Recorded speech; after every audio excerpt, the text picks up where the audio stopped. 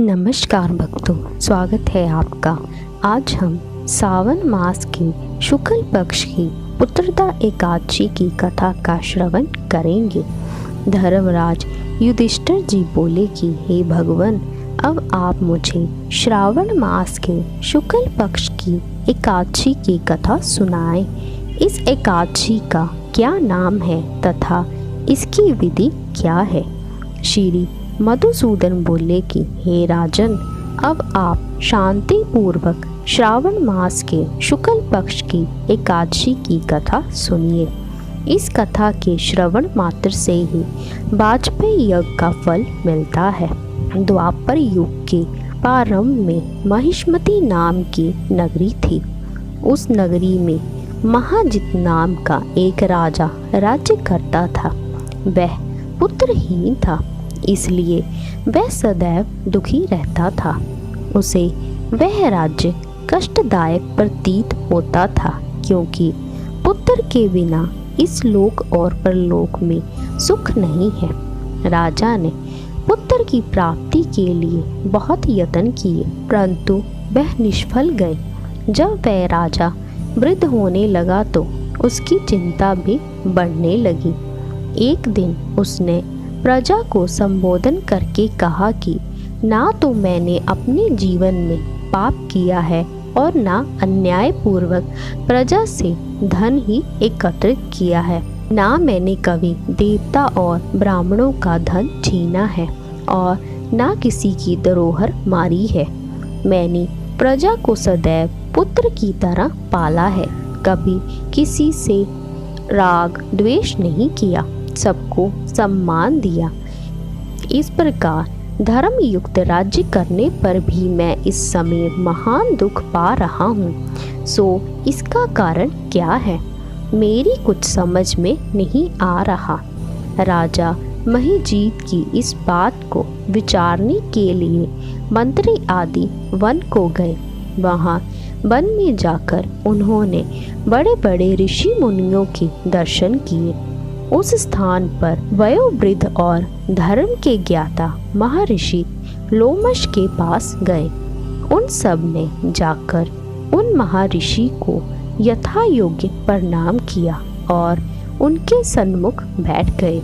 उनके दर्शन से सबको बड़ी प्रसन्नता हुई और उनकी विनय करने लगे कि हे देव, हमारे अहोभाग्य की हमने आपके दर्शन किए। इस पर लोमश ऋषि बोले कि हे मंत्रीगण, आप लोगों की विनय और आपके सद्व्यवहार से मैं अत्यंत प्रसन्न हूँ। आप मुझे अपने आने का कारण बतलाइए। मैं आपके कार्य को अपनी शक्ति के अनुसार अवश्य ही करूँगा, क्योंकि हमारा शरीर ही परोपकार के लिए बना है, इसमें किंचित मात्र भी संदेह नहीं।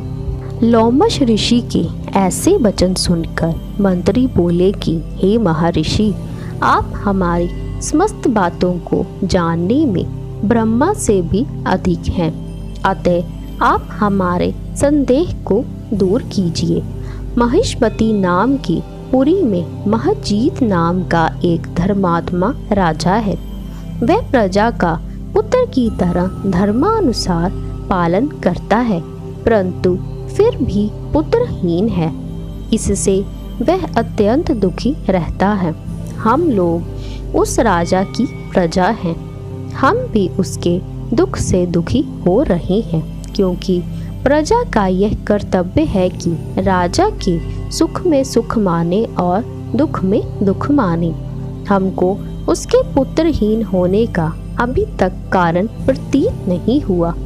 इससे हम आपके पास आए हैं। जब से हमने आपके दर्शन किए हैं, हमको पूर्ण रूप से विश्वास है कि हमारा कष्ट अवश्य ही दूर हो जाएगा, क्योंकि महान पुरुषों के दर्शन मात्र से ही प्रत्येक कार्य की सिद्धि हो जाती है।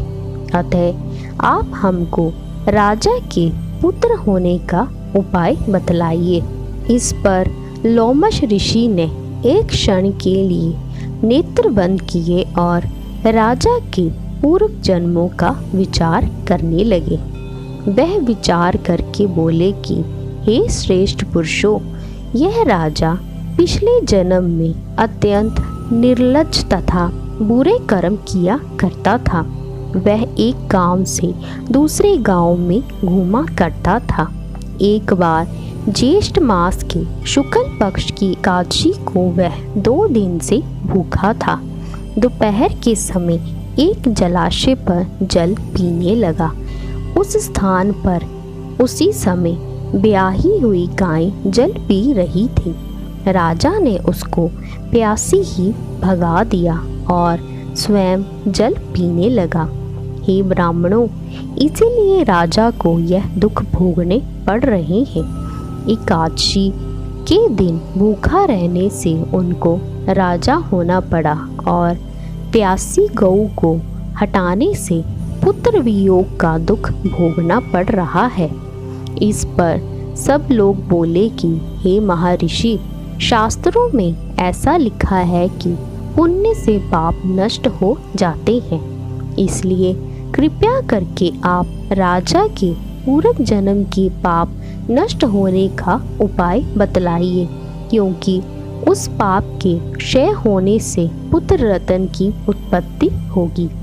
ब्राह्मण के ऐसे वचनों को सुनकर लोमश ऋषि बोले कि हे ब्राह्मणों, यदि श्रावण मास के शुक्ल पक्ष की पुत्रदा एकादशी का तुम सब लोग व्रत करो और रात्रि को जागरण करो और उस व्रत का फल राजा को प्रदान कर दो तो तुम्हारे राजा के पुत्र पैदा होगा। राजा के समस्त दुख नष्ट हो जाएंगे।